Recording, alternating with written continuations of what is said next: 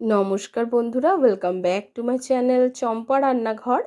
আজ আমি আপনাদের সঙ্গে শেয়ার করব গরমের তৃপ্তিদায়ক বা মুখের রুচি ঠিক এই টাইমে ফেরানোর জন্যে আপনারা কিন্তু ঢ্যাঁড়স খেতে পারেন বা ভেন্ডি খেতে পারে।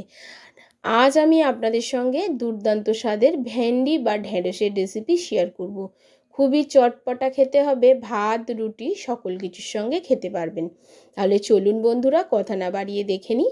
এখানে দেখুন আমি 200 গ্রামের ভেন্ডি নিয়েছি, আর ভেন্ডিগুলোকে ঠিক এইভাবে, ছোট ছোট ছিল, শুধু মুখটা আর পিছনটা ফেলে দিয়েছি, দিয়ে কেটে নিয়েছি। খুব ভালো করে ধুয়ে পরিষ্কার করে নিয়েছি।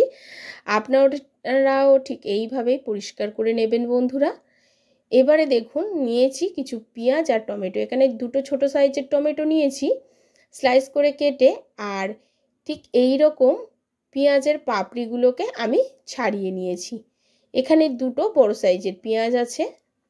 এবারে চলে যাব একটা মশলা বানানোর জন্যে।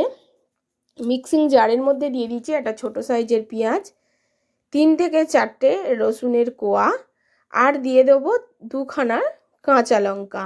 আপনারা চাইলে এখানে শুকনো লঙ্কাও ব্যবহার করতে পারেন। আর দিয়ে দিচ্ছি একটা ছোট সাইজের টমেটো। এবারে অল্প জল দিয়ে এর একটা পেস্ট বানিয়ে নিচ্ছি। এবারে মশলাটাকে খুব বেশি পেস্ট করার দরকার নেই, একটু গোটা গোটা থাকলেও হবে, কোনো অসুবিধা নেই। সব রসুনগুলোকে একেবারে মিহি পেস্ট করার কোনো দরকার নেই, তবেই কিন্তু এই ভেন্ডির টেস্টটা আরও দারুণ হবে। আর এই সময় ভেন্ডি খেতে কিন্তু খুবই মধুর লাগে বন্ধুরা। আমার কথা শুনে একবার অন্তত এই রেসিপিটি বাড়িতে বানিয়ে রুটির সাথে খেয়ে দেখবেন, পুরো অপূর্ব। আর গরম গরম ভাতে তো জাস্ট জমে যাবে। এখন দেখুন কড়া বসিয়ে নিয়েছি, আর কড়াইতে সামান্য তেল দিয়ে দিয়েছি।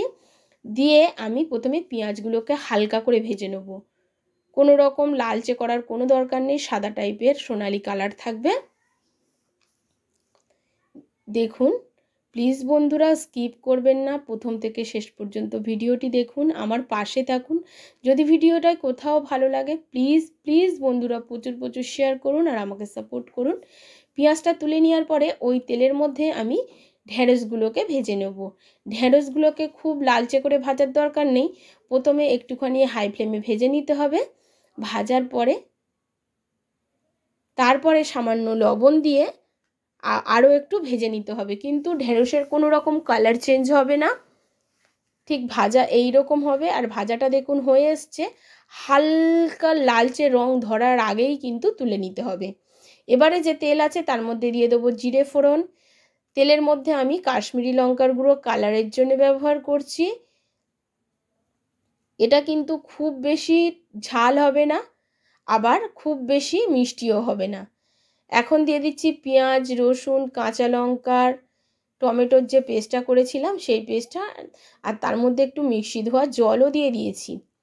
এবারে দেখুন এইটাকে খুব ভালো করে কষাতে হবে, যতক্ষণ না মশলা থেকে তেল ছাড়বে ততক্ষণ পর্যন্ত কষাতে হবে। কষানোর পরে এর মধ্যে দিয়ে দিলাম একটু হলুদ গুঁড়ো।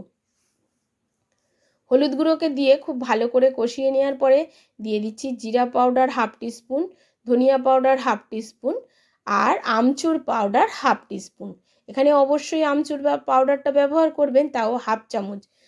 গোটা মানে 1 চামচ ব্যবহার করবেন না, 1/2 চামচ ব্যবহার করবেন। তারপরে খুব ভালো করে ওই মশলার সঙ্গে সমস্ত শুকনো মশলাগুলোকেও কষিয়ে নিতে হবে ঠিক এইভাবে। আর মশলা থেকে যখন ঠিক তেল ছাড়বে তখনই কিন্তু পেঁয়াজ আর ঢেঁড়স ভাজাটা এর মধ্যে দিয়ে দিতে হবে।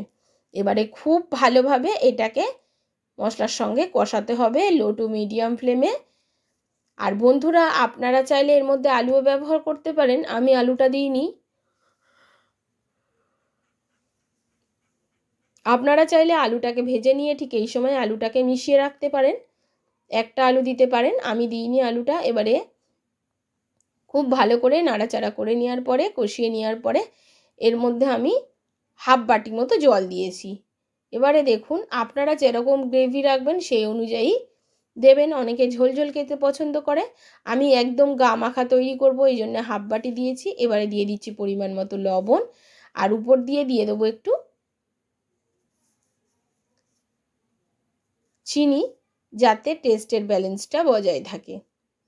এবারে এটাকে মিডিয়াম ফ্লেমে ফুটতে দিতে হবে 5 মিনিট মতো। 5 মিনিট পরে দেখুন আমি এর মধ্যে দিয়ে দিচ্ছি একটা স্লাইস টমেটো, যেটা একটা রেখেছিলাম আর একটা আমি কিন্তু পেস্ট করে দিয়েছিলাম। এই স্লাইসগুলো ওপরে দিয়ে দিতে হবে। এগুলো যেন ঘেঁটে না যায় বা গলে না যায়, এইরকম একটু গোটা গোটা থাকবে, তাতে দেখতেও সুন্দর হবে, খেতেও টেস্টি হবে। এবার একটু নাড়াচাড়া করে আবারও 2 মিনিট হাই ফ্লেমে আমি টমেটোটা দেওয়ার পরে ফুটিয়ে নেব। এই সময় কিন্তু টমেটো খুব নরম হয়, আপনারা নামানোর আগে দিয়ে দেবেন। আমি এর মধ্যে গরম মশলা অ্যাড করিনি, আপনারা চাইলে গরম মশলা অ্যাড করতে পারেন ঠিক এই টাইমে। আর দেখুন এরকম ফুটতে ফুটতে যখন একটু ঝোলটা কমে যাবে তখন আমি নামিয়ে নেব। আপনারা এই অবস্থাতেও নামিয়ে নিতে পারেন, খুব বেশি ঝোল নেই, আমি এর থেকে আরও একটু ঝোল কমিয়ে নেব। নিয়ে দেখুন ঠিক এই রকম করে নিচ্ছি। এটা কিন্তু রুটির সঙ্গে বা গরম গরম ভাতের সাথে খেতে অসাধারণ হয় বন্ধুরা। কেমন লাগলো বন্ধুরা আমার আজকের রেসিপি? আর গরমের সময় এই ঢ্যাঁড়স তো লাগবে পুরো অমৃতের মতো। নমস্কার বন্ধুরা, সুস্থ থাকবেন আর ভালো থাকবেন। আর আমার রেসিপি আপনাদের কেমন লাগলো অবশ্যই কমেন্টের মাধ্যমে আপনাদের মূল্যবান মতামতটা আমাকে জানাবেন। এতক্ষণ ধরে ভিডিওটির সঙ্গে থাকার জন্য অসংখ্য